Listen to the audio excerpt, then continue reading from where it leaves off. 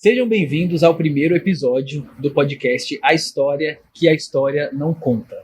Nos próximos episódios, você vai aprender um pouco sobre a história do Brasil, a história do mundo e aquilo que a gente chama de patrimônio imaterial. A história do samba, a história da arte e de pessoas que fizeram e ainda fazem o nosso país ser tão rico culturalmente.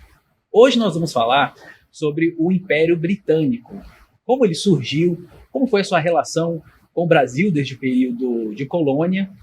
Vamos falar sobre alguns reinados também e, claro, sobre a monarquia atual, que é uma remanescente de um império que já tomou parte ali de quase um quarto do mundo, né, do território mundial. E, para isso, a gente tem aqui hoje o nosso convidado, que é historiador, consultor também de algumas produções audiovisuais, como novelas. Ele também é comentarista de TV, toda vez que tem algum funeral, algum casamento real ou na última coroação do rei Charles III. Ele também é doutor pela Universidade Federal Fluminense e autor de livros. É uma honra para mim muito grande receber aqui Francisco Vieira. Obrigado, para mim também. Uma honra e um prazer. Francisco, como é que você... O que eu achei mais interessante na sua história é que, assim, quando a gente vai falar sobre algum historiador, a gente sempre vai para um lado mais acadêmico. Como é que você foi parar como pesquisador e depois consultor de novela? A minha trajetória não é das mais tradicionais, né? Eu me formei em História na graduação, fiz mestrado, doutorado, mas eu sempre trabalhei com pesquisa. Primeiro na Fundação Getúlio Vargas e depois entrei para os arquivos da TV Globo, né? Onde você, na verdade, lida tanto com a história quanto uma história cotidiana. Você tem que selecionar o que vai ser história amanhã. Então, assim, toda produção jornalística requer uma pesquisa. E isso tem um arquivo. E a TV Globo, na época, tinha o terceiro maior arquivo de televisão do mundo. Então, assim, foi uma experiência muito boa. Eu trabalhei 26 anos, o que não impediu de eu interromper, morar um tempo fora por conta do meu doutorado. Fui fazer pesquisa, morei na França 1 ano, com bolsa, sanduíche do doutorado, e dava aula na Universidade de Santa Úrsula na cadeira de História. O meu mestrado, doutorado, era em História Medieval. Isso já era uma esquizofrenia, porque eu trabalhava com jornalismo diário, né, e ao mesmo tempo estudava Idade Média, né, e na Idade Média o meu tema de doutorado foi a imagem do rei. A primeira, mestrado não, foi marginalidade, né, com um poeta e tal, foi bem interessante, mas no doutorado eu trabalhei com a figura do rei, né, a imagem construída do rei na Idade Média, o surgimento do protocolo, etc. Então já estava um pouco meio nesse caminho, entende? E foi na TV Globo, quando morre a princesa Diana, que pela primeira vez, enfim, eu conversei com, na época era Alice Maria e a Vera Iris, eram as diretoras, né, sobre o que estava sendo comentado e tal nos jornais. A Globo News estava começando. A transmissão já estava acontecendo. Já estava no calor dos acontecimentos, né?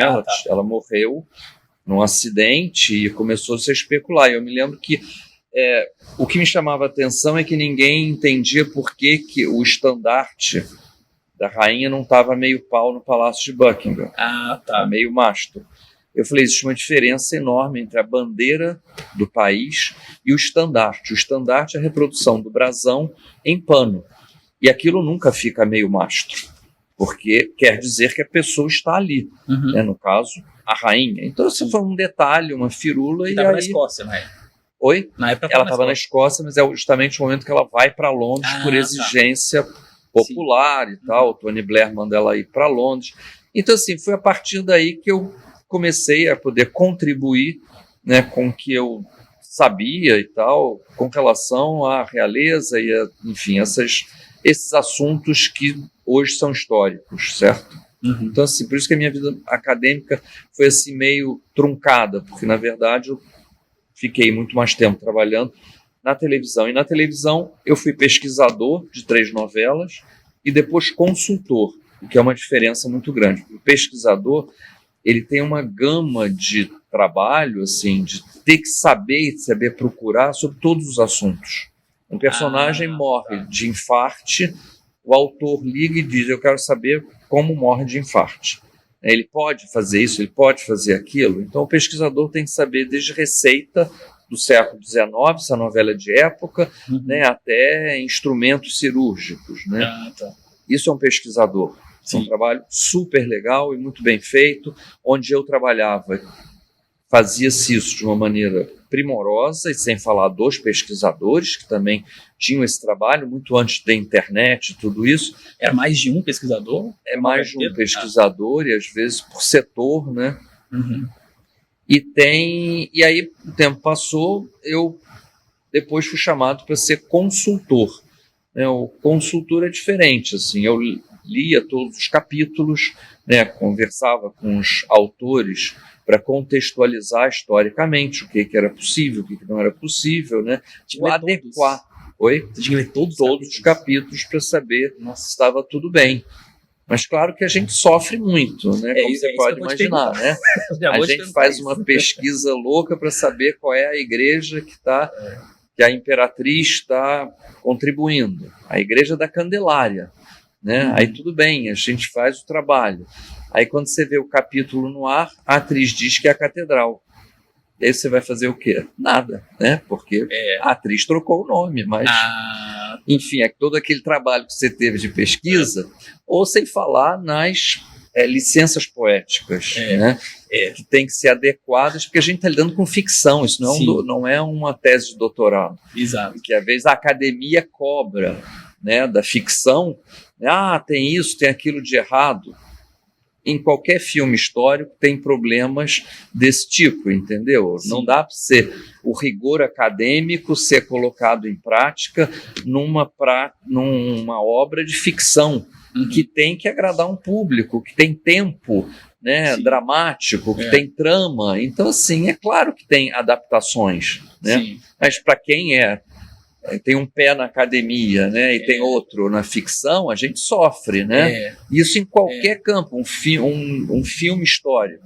O Nome da Rosa, contrataram os maiores... Eu ia perguntar isso agora, pois é. Porque eu fiquei sabendo de uma história de que não parava historiador. Contrataram os melhores medievalistas para acompanhar O Nome da Rosa. Uma obra, o Humberto Eco não quis ver a produção. Ele disse, eu vou sofrer muito. Então, assim, contrataram os maiores historiadores. Era o Legoff, Duby, Michel Pastoureau, todos pediram demissão porque disseram, não vamos participar mais desse negócio. Houve uma grande irritação. Claro, estavam querendo, porque para o historiador, pensa bem, é uma grande viagem você ver o tempo sendo refeito. O fato histórico vai ser reproduzido. Isso é a melhor viagem. Antigamente fazia isso em quadro, né? Quando começa a imagem em movimento, os primeiros filmes com história são fatos históricos. O assassinato do Duque de Guise durava, 10 minutos, 7 minutos, mas era a reconstrução de um fato histórico. Isso para o historiador é uma viagem, né? Então, se você pode reproduzir, né, é fantástico. Lógico, tem diretores como Visconti. Visconti, quando vai fazer o Leopardo, que é uma obra de ficção, mas aquilo é um filme de época e de um primor, de um rigor, entendeu? De roupa, cenário, de tudo. Mas ele leva à falência o estúdio, entendeu? Então, assim, são essas questões que essas licenças poéticas, né? Que às vezes bota Moisés com relógio, esqueceram de tirar o relógio. Então, esse tipo de coisa que acontece. Mas já aconteceu de algum autor, né? Você fez lá as correções e aí ele simplesmente guardou no bolso a correção e foi embora. Não, o problema é que, assim, eu tenho que dizer que os autores com quem eu trabalhei eram extremamente rigorosos. Eles queriam se manter o mais próximo possível da história. Né? A gente teve que trabalhar com Guerra do Paraguai, escravidão, várias questões. Eles eram muito rigorosos. Mas eles conhecem o métier deles, eles sabem o que é trama, eles sabem o que é, o que prende, qual é o gancho para um próximo capítulo, sem falar em toda a construção amorosa, entendeu? O romance, o folhetim. Então, tudo isso tem que entrar. Né? Mas eu quero dizer que existe uma seriedade muito grande dos autores. Entende? E você foi consultor dessa última novela agora, Dom Pedro II, que foi nos tempos do Imperador. Sim. E aí, como eu estou assistindo agora, que eu não vi na época, tem uma coisa assim que depois que eu vi algumas entrevistas que você deu, Eu fiquei pensando assim, que você me falou uma coisa que eu achei muito interessante. Você falou que a história não existe, o fato histórico não existe, o que existe é uma versão. Sim. E quando se transforma isso para uma novela, por exemplo, a gente ainda cai nos atores, o carisma dos atores. Claro. E aí, por exemplo, a Letícia Sabatella, ela faz uma Teresa Cristina extremamente carismática. Exato. E aí, quando chegam as cenas do Dom Pedro II com a Condessa de Barral, a minha vontade de pular. Uhum. Porque eu falo, gente, a mulher é uma santa. Como é que você tá fazendo isso? Mesmo sabendo, né, que aquilo ali foi um casamento arranjado, casaram por procuração, que não foi por amor, né? Claro. E todo mundo tem direito de encontrar o amor, né? Então, aí, mas dá isso, né? Por conta disso, porque é muito carismático aquele. A história é sempre versão. História não existe. Sim, não é um micróbio que você coloque no microscópio e possa secar. O fato histórico não existe. Uhum. Então, assim, eu fico pensando até no teatro, né? A memória, vou viajar aqui uma coisa, a história do teatro. Quem viu, quem não viu. Diferente do cinema ou da novela. Você está vendo uma novela que já passou. Uhum. Né? Então, assim, então, o fato histórico não existe. E aí vem o mérito, claro, dos autores. Teresa Cristina, mulher de Pedro II, é um dos personagens mais apagados da história do Brasil. Ela não fala. Ela não deixa rastro. Porque Dona Leopoldina tem muita coisa. Sim, escrita, Dona Leopoldina é super valorizada, ela está aí toda hora e deixou muita coisa na ficção. Também. Exato, ela é um personagem muito importante. Uhum. Agora, Teresa Cristina não, ela está na sombra de uma figura imensa que é Pedro II, entendeu? Pedro II é um cara multifacetado, é um sujeito polêmico, é um sujeito que se admira, que se critica. Ele é um personagem, mesmo na época dele, né? Enquanto que Teresa Cristina, ela fica na sombra o tempo inteiro, entende? A amante de Pedro II que aparece na novela, isso só foi descoberto em 1947, quando a família entregou as cartas, que era para ela ter queimado todas, porque Pedro II é fruto do século XIX, né? Bem hipócrita, é a hipocrisia, né? Pedro II era tão namorador quanto Pedro I. Só que Pedro I é antigo regime, ele achava que era Luís XIV, ele podia ter as amantes que ele queria, enquanto que Pedro II não tinha que ter a aprovação da burguesia, né? Da caretice da burguesia do século XIX. Então ele não era idiota, né? Então, assim, aquele caso foi escondido e Teresa Cristina tentam valorizá-la. Imigração, arqueologia, ela tem todos, mas é muito pouco. E para construir isso em termos de ficção, né, a atriz com certeza tem que agradecer muito aos dois autores, porque eles conseguiram colocar esse carisma, né? Ainda foram generosos, porque botaram uma atriz lindíssima. Quando Teresa Cristina, não era assim. Com a idade, ela foi ficando com os traços mais suaves. Né? Mas ela é um personagem que hoje em dia começa, por exemplo, tem uma autora... Ela tinha um problema na perna, não era? Ela tinha um problema na perna. Não tem. Muitos casamentos consanguíneos, né? Ela era muito mais velha do que ele. Provavelmente viciada em remédio para dor, o que devia deixar ela meio apática. Tem uma biografia que saiu muito interessante de uma historiadora chamada Eugênia Zerbini, que eu super recomendo, tá? Porque ela foi fundo, foi a Nápoles, e ela tenta fazer a Teresa Cristina falar. Mas é difícil. Nossa, né? Mas é muito interessante. Ela fez um trabalho magistral. E claro, você já deve ter visto Bridgerton.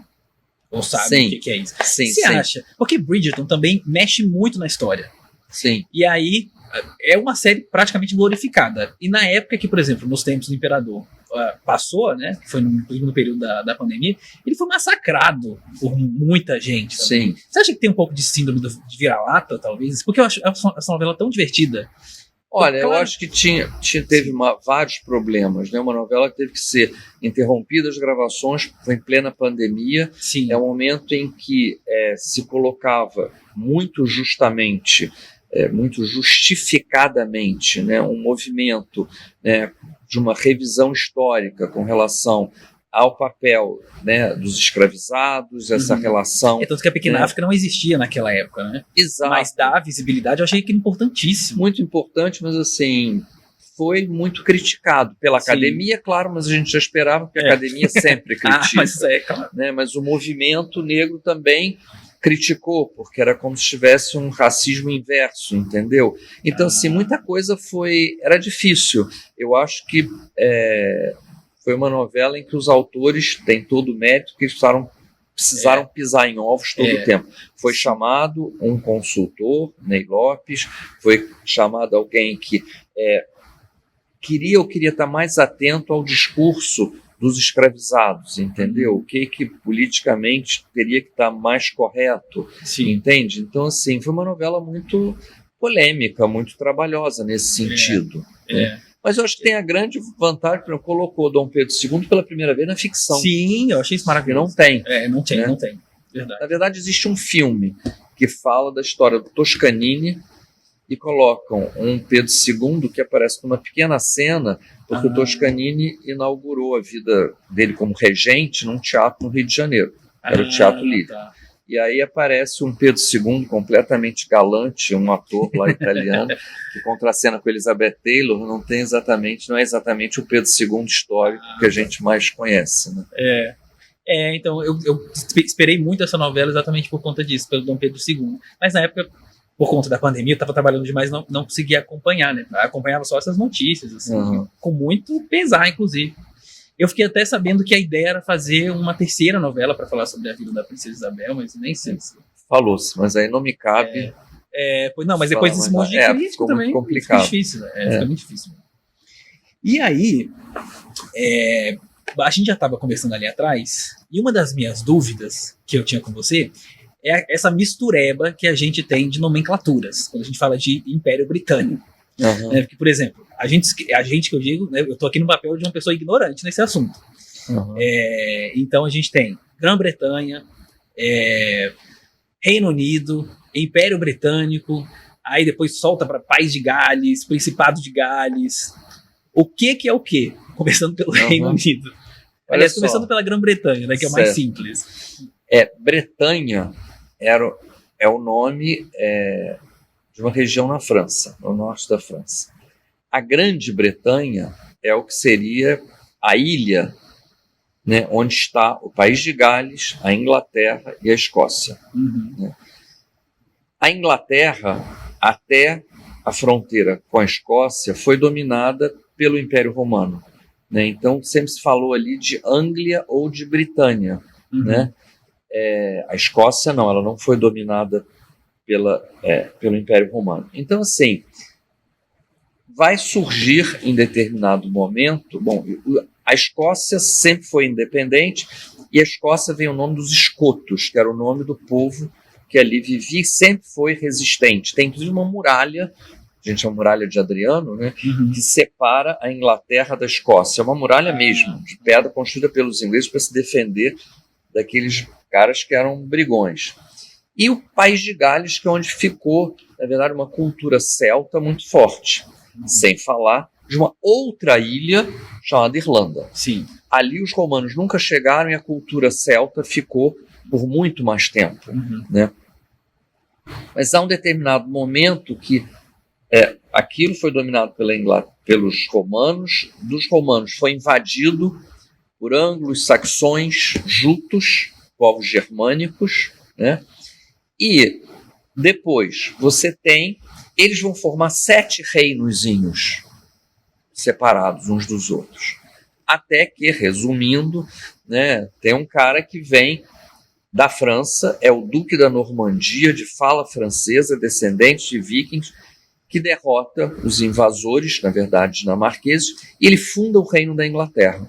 O Reino da Inglaterra surgiu em 1066. Né? A Inglaterra era um reino, havia o Principado de Gales e o Reino da Escócia. Tá? Irlanda. O Principado, então, é muito antigo. Oi? O Principado é muito antigo. É muito antigo. Eles são muito orgulhosos de terem uma língua própria, inclusive tinha Gales do Norte e Gales do Sul. Tá? Então tem o Reino da Inglaterra. E esse Reino da Inglaterra entra nessa Idade Média com muita influência da França, porque as dinastias todas eram francesas, falava-se francês na corte, não se falava inglês. Né? Inglês é uma língua do povo, né? Enquanto que o francês era a língua. Se olhar o brasão da Inglaterra, está lá escrito Dieu et mon roi, em francês, e a Ordem da Jarreteira, On soit qui mal y pense, tudo em francês. Né? Porque eles eram normandos e falavam essa língua. Tinham, inclusive, muitas terras na França, tá? Mas há um momento em que o rei da Inglaterra, Eduardo I, conquista o país de Gales. Conquista. Já é, digamos, os sinais de um imperialismo britânico. Sim. Né? Imperialismo inglês. Território. Ele conquistou o país de Gales e deu, a gente chama como apanágio, né? Ele deu esse feudo para o filho herdeiro do trono, que será Eduardo II. É o primeiro príncipe de Gales, príncipe inglês. E a partir dali, exato, até hoje, a partir dali, o herdeiro do trono, na espera para virar rei da Inglaterra, ele era príncipe de Gales. E até hoje temos um príncipe de Gales. Sim. William, não é isso? O rei Charles atual foi coroado, inclusive, em Gales, numa cerimônia em 1967. Falou em galês, todo mundo viu isso no The Crown, não é isso? Enfim, aquela cerimônia aconteceu de fato. E, então, Gales passa a fazer parte do reino da Inglaterra, mas como um feudo que é dado ao herdeiro. Né?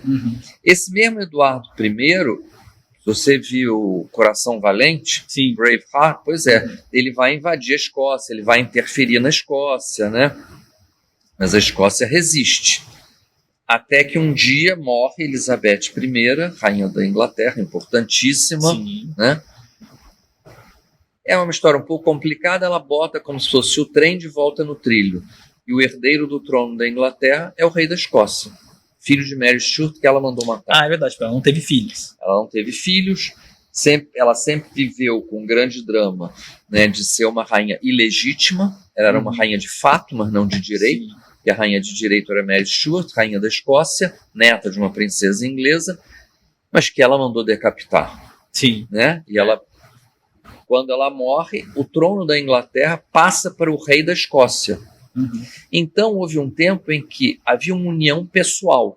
O rei da Escócia era rei da Inglaterra, ele se muda para Londres, sai das brumas da Escócia e vai morar em Londres, que era bem mais simpático. E aí só surge o ato de união, quer dizer, o reino unido da Grã-Bretanha em 1700, com a rainha Ana Stuart. Aí surge o reino da Grã-Bretanha, né? E Irlanda. O Império Britânico já existia. O Império Britânico é uma outra designação. Né? Então, assim, surgiu com o ato de união o reino da Grã-Bretanha e Irlanda. É esse o título. Sim. Mesmo parlamento, mesma moeda, mesmas leis, que até então não existia. Né? Só que, no início do século XX, a Irlanda, sofrida, massacrada, perseguida, né? Depois de alguns atos terroristas contra os ingleses, né? Mas os ingleses não mandaram expulsar os irlandeses dali, tá?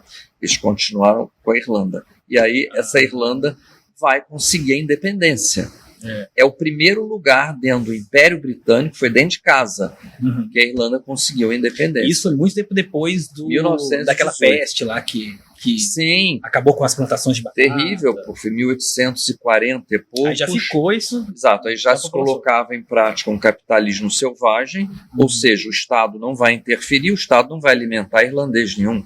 Então os irlandeses o que fazem? Fazem as malas e vão para a América. Né? Foi o momento de um grande êxodo. Sim, né? Mas o que os ingleses fizeram como ocupação na Irlanda é uma coisa terrível. Né? O irlandês não pode deixar uma herança inteira, tem que dividir em todos os filhos, o que enfraquece a nobreza irlandesa, não pode exercer cargo público, não podia entrar no exército. Você está entendendo? Os irlandeses católicos, porque ser católico na Irlanda passa a ser uma identidade política.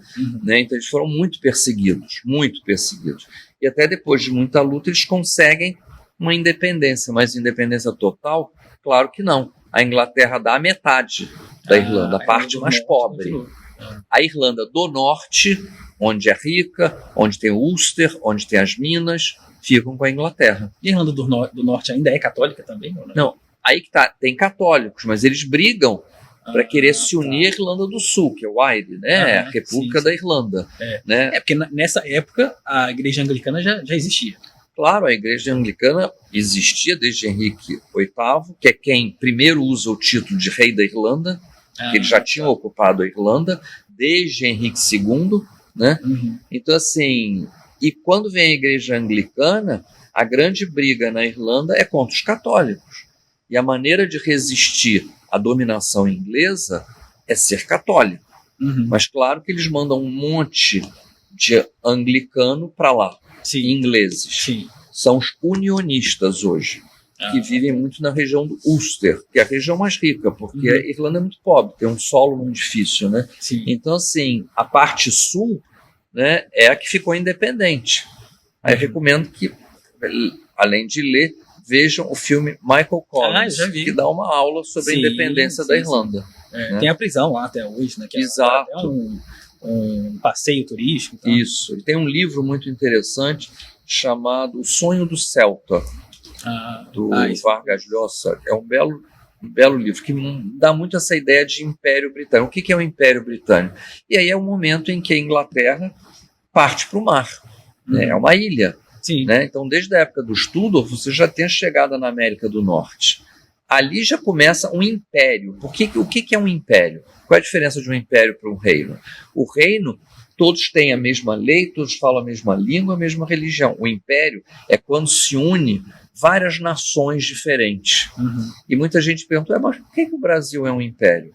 A gente acha que nós somos um só, né? Mas quantas tribos indígenas existiam? Quantas línguas diferentes existiam nesse país? E o Pedro I, na Constituição, né, fez valer isso. Não é à toa que ele foi coroado com um manto de papo de tucano e não de arminho como era da Europa. Né? Então, assim, isso é um império. O Império Britânico vai unindo diferentes povos. Já tinha escoceses, galeses, irlandeses. Eles partem para o Novo Mundo e vão conquistar, ocupar, né, o que seria hoje o início dos Estados Unidos. Que o Império Americano se faz depois da independência, né, porque os Estados Unidos eram aquelas 13 colônias espremidas entre os Apalaches e o Atlântico, né, o crescimento, e roubaram as terras do México, da Inglaterra, da Espanha depois. Então, você tem esse Império Britânico que continua indo, querendo o que Portugal já tinha conquistado. Né? Quando Portugal, para conseguir a independência dele, em 1640, contra a Espanha, é a Inglaterra que tem interesse nisso, para diminuir o poder dos Habsburgos. E aí a Inglaterra ganha vários portos na Índia. E é interessante porque isso acontece através de um contrato de casamento. O rei Charles II né, se casa com Dona Catarina de Bragança, filha do primeiro rei Bragança de Portugal, né, Dom João IV, depois da independência. E a Dona Catarina de Bragança, no dote, leva vários entrepostos. Que foi o chá também que ela levou, né? O chá, incensos, sim, porque os tapetes. Portugal já cultivava, negociava chá há muito tempo. E brincante que ela ensinou... Portugal tinha aquela região de Goa lá da Índia. Tem vários entrepostos na Índia, na Pérsia, né? Chegam até China, né? Em Japão. Então, assim...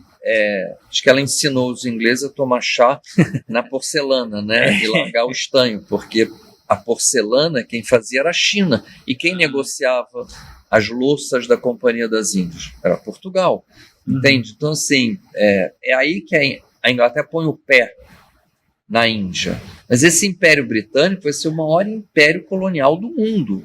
Eles tinham 2/3 da população do mundo, porque eles vão chegar com James Cook, né? No Oceano Pacífico, na Austrália, na Nova Zelândia. Depois da Guerra dos 7 Anos, eles ganham o Canadá.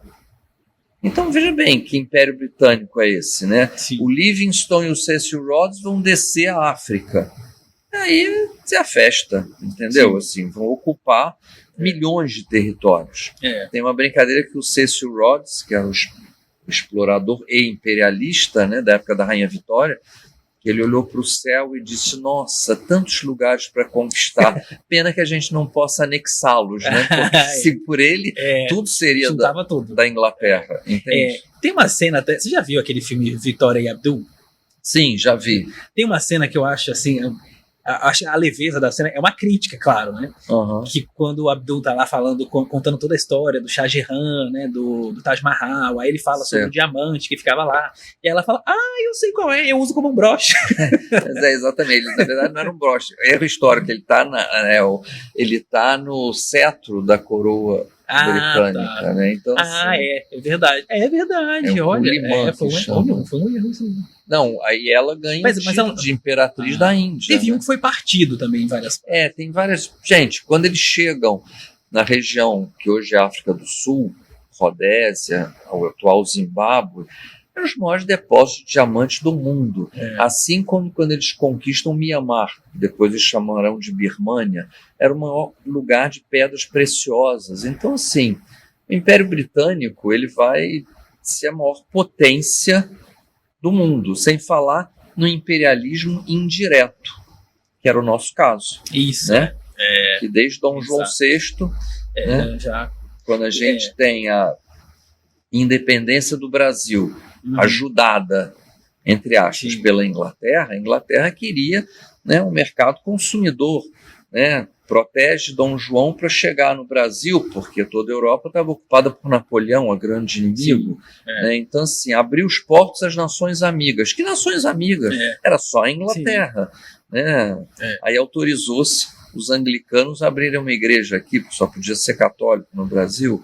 Então, assim, a gente tem um imperialismo indireto, entende? Teve aquela história do navio também, né? Que foi, navio, barco, enfim, caravela, não lembro o que era, mas que foi, se não me engano, era do Príncipe de Gales, ou o nome do navio era Príncipe de Gales, e aí ele foi roubado, né, por piratas, e a rainha, né, Vitória queria que o Brasil pagasse esse navio. Isso não tem nada a ver. Acontece, a questão Christie, né? Christie era o embaixador da Inglaterra no Brasil, a Inglaterra queria que a gente pagasse uma indenização pela carga roubada. Exato. Né? E aí é um Dom Pedro II bem ousado, porque ele rompe relações com o maior império colonial do mundo. E ainda tinha outra, quer dizer, a Inglaterra ainda ficava vigiando o tráfico negreiro, né? Que ainda era feito, e a Inglaterra já tinha decretado o fim do tráfico de escravizados. Quando, na verdade, ela fechava os olhos para todo o contrabando de escravizados que chegava na Jamaica. Né? Então, assim, aí surge o termo, né, para inglês ver. Exato. A gente esconde tal as coisas. E até aqui no Rio de Janeiro, o início da industrialização também tem mãos inglesas, né? Se a gente for naquela fábrica que tem em Bangu, que era uma fábrica de tecidos, era uma fábrica de ingleses, tem uma estátua lá. Sim, tudo que se comprava no Brasil industrializado era inglês. O problema é que a Inglaterra foi que impediu o Brasil de se industrializar. Né? A tentativa do Mauá. Né? Enquanto houve, né, uma lei protecionista, o Mauá progrediu. Né? A gente teria se industrializado sem usar a mão de obra escravizada. Né? Mas no momento em que a Inglaterra diz que não compra mais café dos fazendeiros, né, como era composto com o parlamento no Brasil? De filhos de fazendeiros.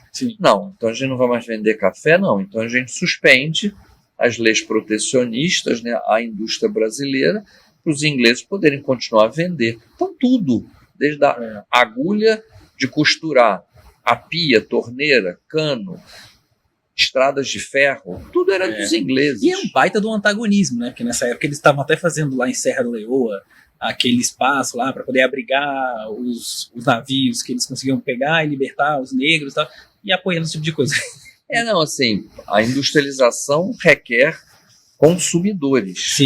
Então, assim, eles cristianizarem, né, as populações onde eles chegavam. Era na esperança de ter como é que se diz, uma mão de obra cordata.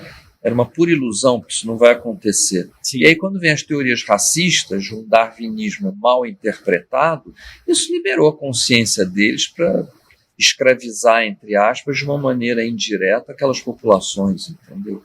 Então, assim, o Império Britânico, o tio, né, aí vem as curiosidades, né? Por exemplo, a rainha Elizabeth, ela tinha uma tia, a única irmã do pai, a princesa real, chamada Mary. Ela era casada com o Conde Lascelles. O Conde Lascelles, a família dele, fez fortuna porque eles foram os maiores traficantes de escravizados da história do Império Britânico. Então, assim, eles entram em desespero quando proíbe, né, o trânsito de escravizados. Mas ficava claro depois, né? Se não são escravos, eles serão consumidores, eles têm que comer, eles têm que se vestir, eles têm que morar. Sim. Então isso será um escoador dos produtos britânicos. É uma forma meio simplista, mas é isso, entendeu? Uhum. A escravidão, ela é um entrave para o capitalismo. Sim. Né? Apesar de todo o colonialismo que o Império Britânico fará, né? Assim como o português, o belga, todos eles, né? É uma escravidão disfarçada. Sim, né? Exato. Na época da Rainha Vitória também começaram as favelas. Sim, com certeza. A exaustão também do trabalho, que as jornadas que eram de 16 horas. Não tinha leis trabalhistas, né? É o que Só não sei como é que o pessoal... exatamente. Era a livre negociação, que nem sequer hoje, não é isso? Uhum. Não é o neoliberalismo? Não é isso? Não tem negociação. É quem nunca foi empregado que quer isso. Né? Exato. Então, assim, Dickens vai retratar isso, Victor Hugo vai retratar isso nos seus romances do século XIX, né? A miséria, as favelas, aquelas moradias insalubres que existiam na Inglaterra. O marido da Rainha Vitória é um sujeito alemão, luterano, que chega lá horrorizado com aquele negócio, quer dar uma melhorada. Aparecem as primeiras vilas operárias, mas também era uma forma de controlar essa classe nova que é o trabalhador, né? Se pudesse, trancava as vilas operárias à noite para ninguém sair. É verdade. E a gente está falando sobre a Rainha Elizabeth, nas suas pesquisas, e assim, historicamente, tem algum registro que, pelo menos, aponte o fato dela não querer se casar com o que ela passou na infância, lá, com aqueles primeiros abusos que ela teria sofrido? Olha, fazer psicologia histórica é uma coisa muito complicada. É igual diagnóstico, né? A gente pode se aproximar, a gente pode viajar um pouco. Eu vejo muito mais, assim, dentro de uma história do feminino, né? Elizabeth I é das primeiras rainhas, não pode deixar de dar crédito a Isabel de Castela. Né? Ela mandava mesmo. E ela nunca deixou o marido interferir. Porque essa é a questão, a herança feudal é muito forte. A mulher não tinha direito a nada, ela não tinha direito de governar. Então, assim, na cabeça, certamente, da Elizabeth, casar significava dividir o poder com um homem. Esse foi o drama da prima, Mary Stuart. Mary Stuart e Elizabeth são dois contrapontos dentro de uma história do feminismo. Sim. Mary Stuart é retratada pelos românticos como a mulher como deveria ser. Escrava das suas paixões, casa-se 3 vezes, cumpriu o papel de mãe e não podia governar porque ela não tinha uma cabeça capaz disso. Elizabeth é uma rainha capaz, ela é uma rainha forte. Por quê? Porque tem uma cabeça de homem. E ela nunca se casou, ela não teve filhos, ela não exerceu um papel feminino. Né? Então, essas figuras femininas que governam, elas sempre foram muito difíceis para os historiadores homens, que a maioria dos historiadores é de homens, como Catarina da Rússia, que era uma depravada no julgamento moral. Era uma mulher que dava vazão à sua sexualidade, teve filho por conta própria reconhecido, e era uma grande imperatriz, para eles lá, claro, né? Com o objetivo de uma Rússia poderosa. Ela é dificílima, os historiadores não queriam lidar com Catarina. Catarina era um bicho de 7 cabeças.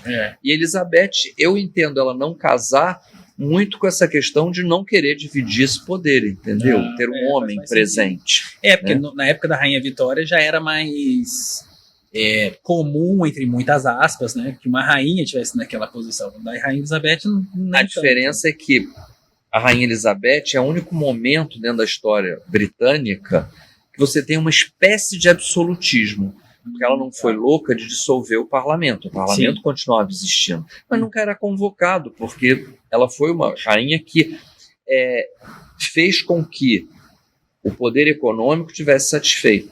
A Rainha Vitória ela é fruto do parlamentarismo. A Rainha Vitória não manda nada.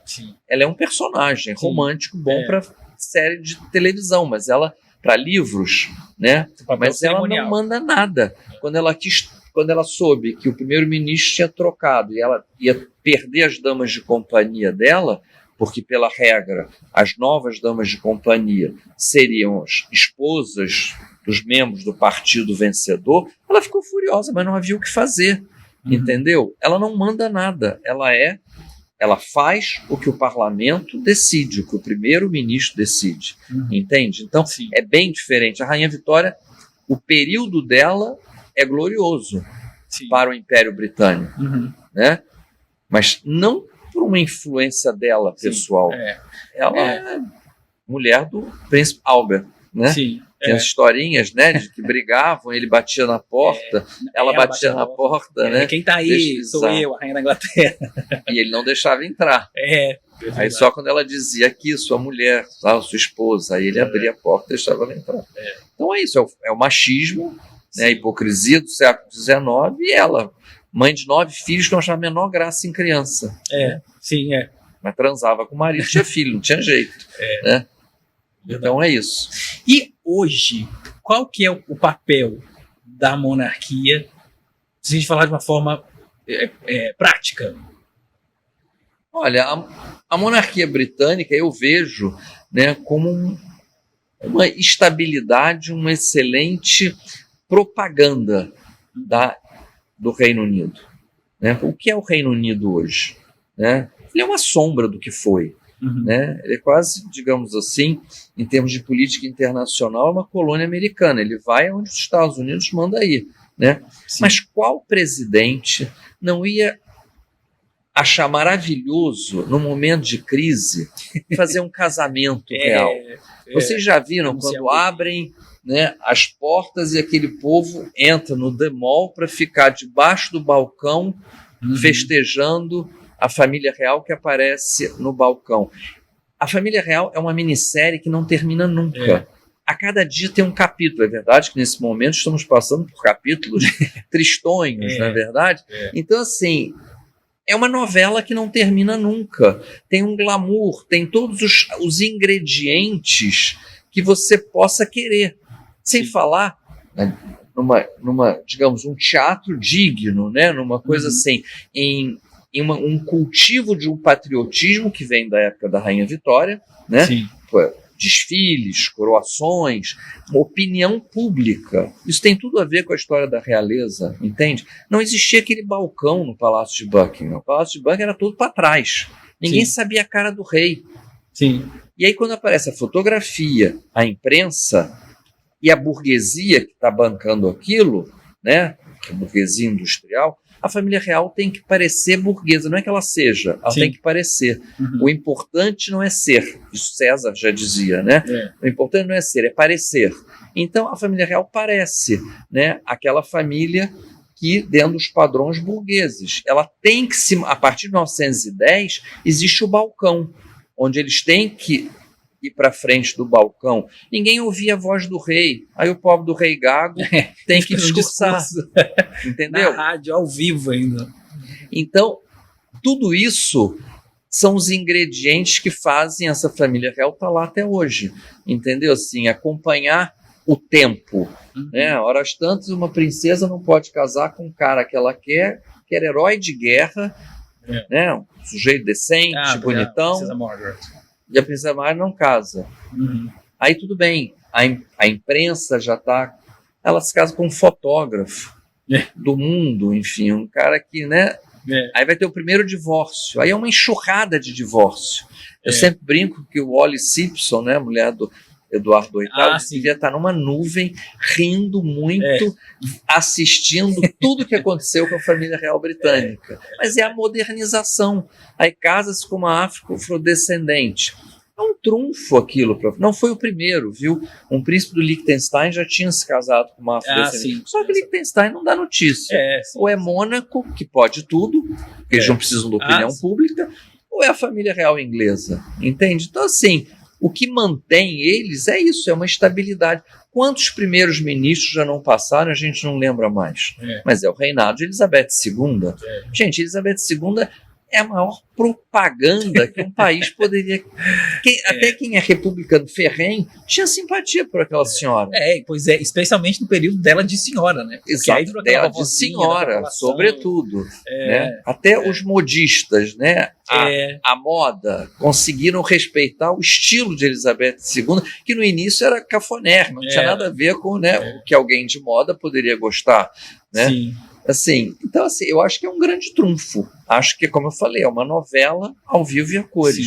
E sem falar no que eles lucram com isso. Com um souvenir, sei lá, com turismo, imagina a Inglaterra uma república A própria imprensa, hoje. né? A imprensa. Com mídia internacional. Exatamente, que vem à tona agora, com o príncipe Harry reclamando dos acordos da família real com a imprensa.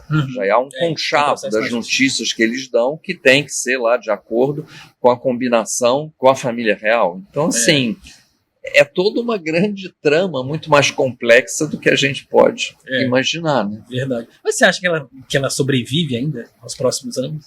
Olha, vou repetir uma historinha que o rei Farouk do Egito dizia, quando ele foi destronado, né? Ele foi gastar o dinheiro que ele roubou em Cannes, jogando nos cassinos, ele dizia, daqui a um tempo só vai ter 5 reis no mundo, os 4 do baralho e o rei da Grã-Bretanha, entendeu? Então, é isso.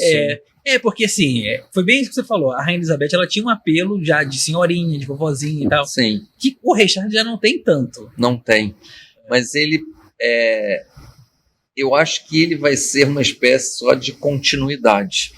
E você, uma ponte, né? Você deve ter assistido o casamento do príncipe William com a Kate. Aquilo parecia o Walt Disney. Desde o uniforme dele, vermelho, né, com aquela faixa da Ordem da Javezeira Azul. Parecia desenho animado. Assim, eles são absolutamente cinematográficos. Então, e o príncipe Charles ele foi de uma habilidade impressionante, porque ele conseguiu misturar a modernidade com a tradição e ele conseguiu fazer o que ele queria. Ele colocou a amante dele, que todo mundo ficou horrorizado, porque trocava juras pornográficas gravadas, que caiu na boca do povo, coroou aquela mulher rainha. É a mulher mais sem charme, a mulher mais sem graça do mundo, à sombra de um personagem poderosíssimo que é a princesa Diana. Quer dizer, a Princesa Diana é um trunfo. A Princesa Diana é um personagem imortalizado. É ela um divisor de águas na história da realeza britânica. E o príncipe Charles consegue, né, fazer, né, da bruxa a princesa, a rainha. Mas é isso. Né?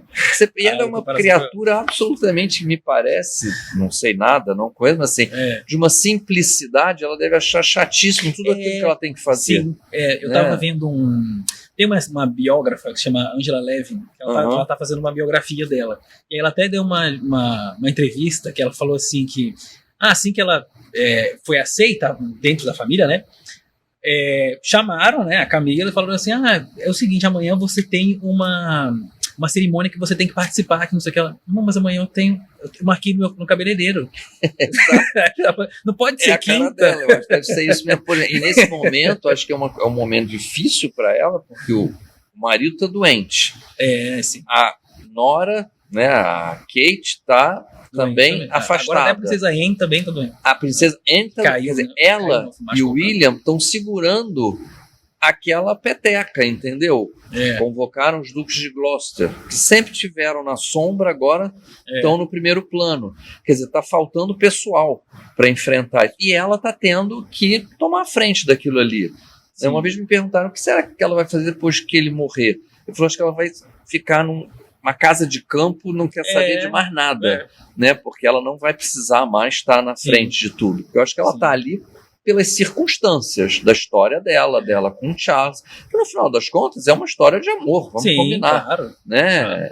E eu acho que ele foi habilidoso, mas eu acho que ele é uma transição, um momento de transição. Sim. Tá? E aí, quando aconteceu a coroação do rei Charles, você estava lá fazendo a cobertura, e aí você falou sobre os simbolismos. Daí, eu queria que você explicasse sobre esse simbolismo aqui, que é o cetro, a coroa e a orbe. Isso. Aí quem está assistindo pelo YouTube consegue ver, mas quem está em alguma plataforma de áudio, procure aí no Google Images, mas é só para vocês saberem, eu tenho a foto aqui. É uma foto da época da coroação, se eu não me engano, é do Cecil Beaton, essa foto. Isso. Olha só, o que cada coisa representa? O que cada coisa representa? Pois o conjunto desses objetos, que não são só esses, né, chama-se a regália. Né? É o conjunto de objetos que fazem parte de uma cerimônia religiosa, que é a coroação, é diferente da aclamação, né? aclamação é para o povo. Sim. Né? O povo aclama, escolhe esse rei, legitima. Coroação não, coroação e a unção, ela é uma cerimônia religiosa dentro de um templo religioso, né, de uma igreja, e feita por membros da igreja.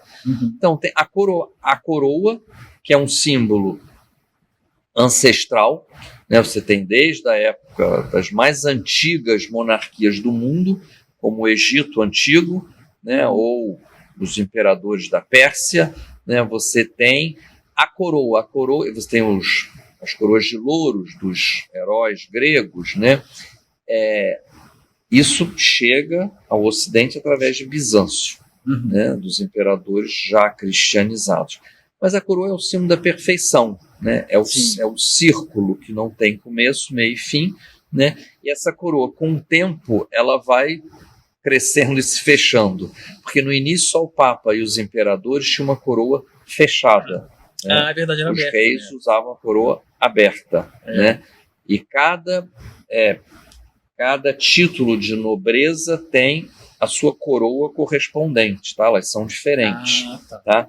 E o rei tinha essa coroa aberta, só que a partir do Renascimento, né, você tem essa coroa fechada. Né? Ele é imperador e chefe da igreja no seu país. Ele não depende do Papa nem do imperador. Né? Então, essa é a coroa real.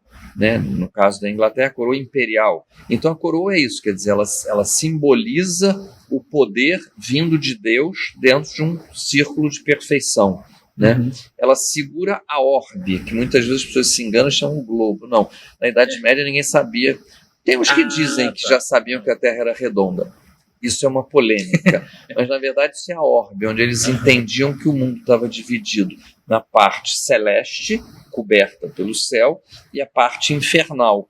Né? Então, isso seria a orbe. Ele segura, enzimado por uma cruz. Né? Então, é o mundo, é o Senhor do mundo. Né? O cetro, existe o cetro, que é o símbolo da justiça.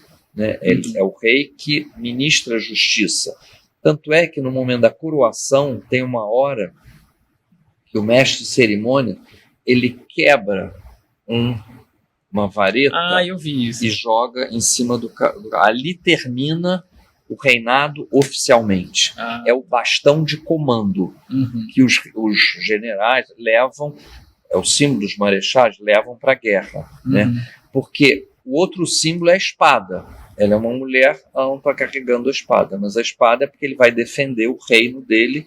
Né? Então, isso faz parte da regália. Tem o anel, que é o anel em que ele se casa com o povo. Né? Tem as esporas. Então, tem vários elementos que compõem essa regália. E todo reino tem isso. Né? Sim. E aí, assim, como uma última curiosidade, eu queria que a gente fosse para os títulos. Né? Por exemplo, eu estava te perguntando a diferença, porque na minha cabeça o Principado de Gales era uma área do país de Gales, mas é o país inteiro um principado. E aí você já falou que é uma herança do filho do monarca. Exato. E os duques? Pois é, você tem que... Esses títulos todos vêm da Idade Média, né, onde você tem a nobreza, eram aqueles que guerreavam. Né? Então você tem... A origem desses títulos está lá em Carlos Magno, é bem longe. Né? O duque é o maior título de nobreza. Então você tem, era o Duque Bellorum, né? Aquele senhor da guerra, aquele que comanda. Né? Você depois tem o marquês, é aqueles que ficavam nas marcas, nas fronteiras. Depois vem o conde, que cuidava mais da parte administrativa, digamos, onde tinham cidades e tal. Depois vinha um barão. Barão, todo senhor feudal era um barão. Visconde é um título que vai aparecer muito tempo depois, sem muita importância. Então, assim, originalmente, quer dizer, esses títulos são títulos que correspondiam a posses de terra, de feudos. E todos eram guerreiros. Né?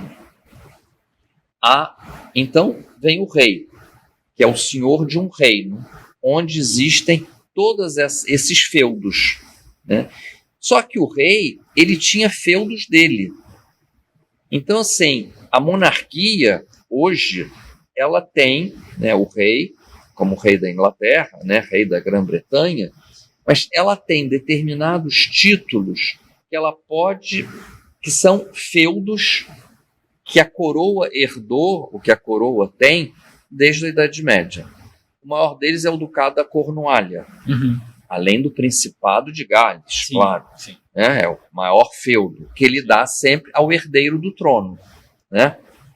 E aí, isso não é só um título, isso tem uma compensação financeira também. Sim, por exemplo, o Ducado da Cornualha tem rendimento, é o mais rico de todos. O príncipe Charles foi duque da Cornualha até, né, ele virar rei. Sim. E aí ele passou para o filho, né? Mas ele tem outros feudos, outros títulos, como duque de York, que é um dos irmãos. O outro era conde de Wessex, que deixou de ser porque herdou. Ele deu o título que era do pai, duque de Edimburgo, né? O outro filho é duque de Sussex, né? Isso. O William era duque de Cambridge antes de virar príncipe de Gales. Então são alguns títulos que ele pode dispor, que são da família real. Agora, tem outros títulos que são títulos de nobreza. O duque de Westminster, o duque de Marlborough, o duque de Norfolk. São títulos que vêm da Idade Média, que pertencem a determinadas famílias que o rei não pode dispor. Ele não pode pegar esses títulos, entendeu? Ele tem... É muito comum o segundo filho do rei da Inglaterra ser o duque de York, como é atualmente. O irmão do rei, que está com a imagem meio prejudicada, tá em desgraça, fazendo besteira. O pai da rainha Elizabeth foi duque de York. Né? Então, assim, dá-se geralmente ao segundo filho o título de duque de York. Né? Por exemplo, o duque de York só tem 2 filhas. As mulheres nunca herdam esses títulos. Né? Então, quando ele morrer, esse título volta para a coroa. Eu achei que passava para o neto. Não, qual neto? Não tem neto porque são 2 filhas. Transmite-se na linha masculina.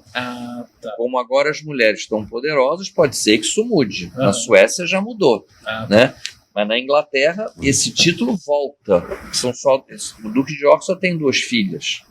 Então elas não vão herdar nada de título. O título volta para a coroa. É possível, estou aqui, talvez eu não esteja aqui para ver, que o futuro duque de York seja esse menino Louis, que gosta de dançar no balcão do Palácio de Buckingham. É simpaticíssimo, né? Porque ele vai ser irmão do futuro rei. É verdade. Né? E como a irmã é mais velha, ela não herda, né? Não. Aí o que elas ganham? A filha mais velha ganha o título de princesa real. Isso, que é o da princesa Anne. Que é o da princesa Anne. Mas que também é como se fosse um título extra, não já nasceu sendo. Sim. Né? Houve um momento em que a rainha concedeu à princesa Anne esse título, tá? Como uma deferência. Entendi. Tá? Como na França existia Madame Royale. Era o título da filha mais velha do rei. Tá? E aí, eu lembro que quando teve o casamento do príncipe William com a Kate, foi aquela discussão de ela é princesa, ela não é princesa, porque não sei o que, não sei o que. Mas quando eles se casam a mulher se casa com o príncipe, fica lá no novo nome registrado, é princesa não sei o que, princesa da Meghan, acho que é princesa de Henry, não sei o que lá. É complicado. Ela não tem um título de princesa por ela mesma. Ela não nasceu princesa. O nome dela antes era Princesa William de Gales. Como agora ela é a princesa de Gales. Mas não existe a princesa Kate. Isso não existe. Entendi. Por exemplo, houve o caso, a rainha da Inglaterra, a Elizabeth, ela tinha uma tia, Marina, uma mulher muito bonita, princesa da Grécia. Ela era princesa Marina, duquesa de Kent. O marido era duquesa de Kent. Ela não era o príncipe fulano. Existe lá um príncipe Michael de Kent, casado com uma mulher escritora. Ela é a princesa Michael de Kent. Ela não é princesa por ela mesma, entendeu? Entendi. É como, no caso, mesmo das famílias destronadas no Brasil.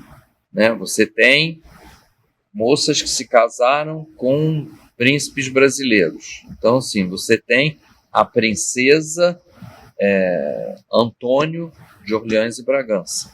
Ela não é, a do Antônio eu acho que é até princesa de verdade, mas tem outras que não eram plebeias. Elas não são princesas por elas.